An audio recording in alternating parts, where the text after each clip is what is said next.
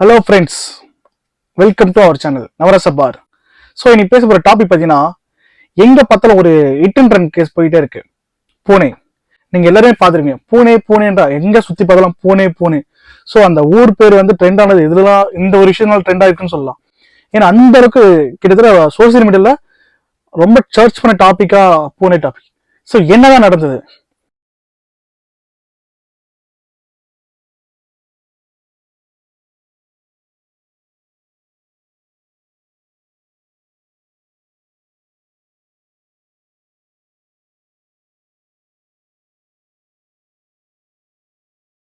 So ரெண்டு IT work பண்ற employees so மத்திய பிரதேசில இருந்து பூனே வந்திருக்காங்க. அவங்க நைட்டு போகும்போது ஆப்போசிட்ல ஒரு கார் இடிச்சு ஆக்சிடென்ட். இது எல்லாருக்குமே தெரிஞ்சிருக்கும். ஸோ அந்த ஆக்சிடென்ட் பண்ணது யாரு? ஒரு 17 வயசுள்ள பையன், அண்டர் அடல்ட்டுக்குள்ள இருக்க ஒரு பையன். அந்த 2 பேர் இறந்து அடல்ட். எப்படி இருந்தான்னா, அந்த பையன் வந்து 12th பாஸ் ஆயிட்டான்ற ஒரு சந்தோஷத்துல ஃபுல்லா குடிச்சிட்டு வண்டியை ஓட்டி ஆக்சிடென்ட் பண்ணியிருக்கான். கிட்டத்தட்ட ஒரு 200 கிலோமீட்டர் ஸ்பீடில். அதுவும் பார்த்தீங்கன்னா நைட்டு 2:30 மேலே. 2:30 மணிக்குன்றது வந்து ரிலாக்ஸான டைம், அமைதியாக இருக்கும் பிளேஸ்.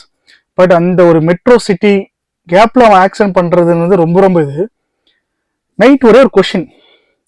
இது வந்து நிறைய விஷயம் வந்து எல்லாமே சொல்லியிருக்காங்க. எல்லா சேனலுமே நிறைய பேர் சொல்லியிருப்பாங்க டிஃப்ரெண்ட் கைண்டில்.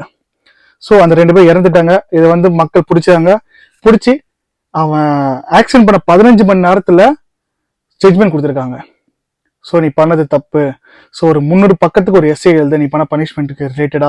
அதுக்கப்புறம் நீ குடிச்சதுனால அதுக்கு ஒரு கவுன்சிலிங் போயிட்டு நீ வந்து குடிக்கிறது வந்து ட்ரக் அடிக்ட்லேருந்து வெளியே வா. அந்த மாதிரி ஒரு ஜட்ஜ்மெண்ட் கொடுத்துருக்காங்க. இந்த ஜட்ஜ்மெண்ட் வந்து ரொம்ப பாசிட்டிவான நெகட்டிவான்னு தெரியல. ஸோ ஜட்ஜ் பார்த்தீங்கன்னா ஒரு 18 இருக்கனால அவர் கொடுத்தார். அவங்க அப்பா பார்த்தீங்கன்னா ஒரு ரியல் எஸ்டேட் பிஸ்னஸ் மேன். போர்ச்சு 2 கோடி ரூபா கார்ல ஒரு மதிப்புற கார்ல அவன் ஆக்சிடென்ட் பண்ணிட்டான். இது வந்து இன்ஃபர்மேஷன். ஸோ ஆக்சிடென்ட் நடந்துச்சு, முடிஞ்சிச்சு எல்லாம். ஒரே விஷயம் மட்டும் நான் கேட்கிறேன், இந்த ஆக்சிடென்ட் நடந்தது இல்ல, எப்படி நடந்தது? யார் காரணம்? நீங்கன்னா நான் தான் காரணம். எப்படின்னா, ஒரு செல்வந்திரம் உள்ள பையன் இருந்தான்னா அவனுக்கு நம்ம கொடுக்குற ரெஸ்பெக்ட், நம்ம காட்டுற விதம். ஸோ எங்க வீட்டில் ஒரு தட்டெடுத்து வைடான்ற ஒரு பையன் நீ சொல்லும் போது, அந்த பையன் வைக்கும்போது அவனுக்கு ரெஸ்பெக்ட்ன்ற ஒரு விஷயம் தெரியுது. எப்படி பிஹேவ் பண்ற ஒரு செல்ஃப்னு தெரியுது. யார்கிட்ட வெளியே யார்கிட்ட போனாலும் அந்த ரெஸ்பெக்ட் தெரியுது. ஸோ நீங்க ஒரு பணக்காரிட்டு பையன் வந்தாலும் அவனுக்கு சார் கொடுங்க, உட்காருவீங்க, சார் வந்துடுறாரு, ஓகே, இந்த மாதிரி சொல்லும் போது அவனுக்கு எப்படி ரெஸ்பெக்ட் தெரியும்? தன்னோட ஆடம்பரம் தெரியும், தன் பணத்தோட வேல்யூ தெரியும். பணம் இருந்தா என்ன வேணா செய்யலான்றத டாட். இது யார் சொல்லித்தரது? பீப்புள், நம்ம தான் சொல்லித்தரோம். வீட்டில் இருப்பாங்க ரொம்ப பிஸியான பிஸ்னஸ் மேன்ஸ், அவங்க அப்பாவும் சரி எல்லாரும் வீட்லையும், ஏன்னா சம்பாதிக்க தான் பார்ப்பாங்க. அந்த மாதிரி டைம்ல இவங்க பண்ற வேலை தான் ரொம்ப அட்டகாசம்.